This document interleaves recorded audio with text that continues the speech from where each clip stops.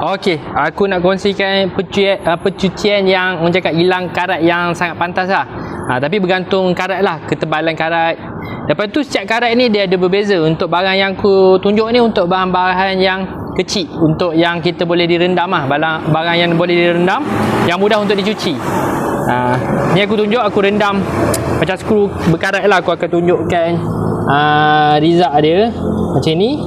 Berkarat ni aku rendam lah, aku kacau-kacau sikit. Okey, sementara aku kacau tu, aku nak tunggu dia putih. Aku akan bagi tahu selepas kita proses mencuci tu, kita diwajibkan sapu minyak lah. Sebab ada yang tanya aku, benda ni berkarat balik tak? Memang besi mana-mana pun kalau selepas kita buang karat, dia akan mudah berkarat. Melainkan kita coating dia ke ataupun kita cat, mungkinlah karat tu tak datang kembali. Tapi karat ni memang, besi ni memang bahan yang mudah berkarat. Jadi mana-mana bahan besi kita nak jaga, kita kena ada sapu minyak ataupun bahan-bahan yang mengelakkan daripada berkarat lah. Okey, macam ni kita dah sapu minyak, jadinya skru tu biasanya memang tak berkarat lah. Okey, tapi aku akan kongsikan tip macam mana nak kasih bahan besi ni tak berkarat. Aku akan tunjuk video di kemudian hari, di hari-hari lain.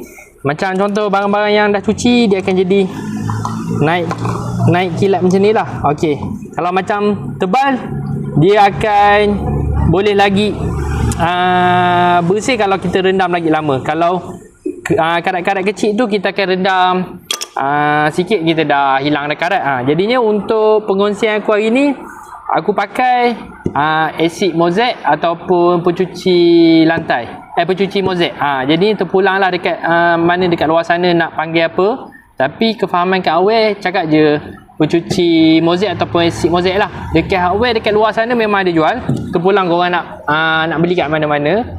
So harga dia tak mahal. Bawah daripada 12, 8, 5 bergantung atas saiz. Tapi dalam saiz ni lebih kurang 10 gitulah.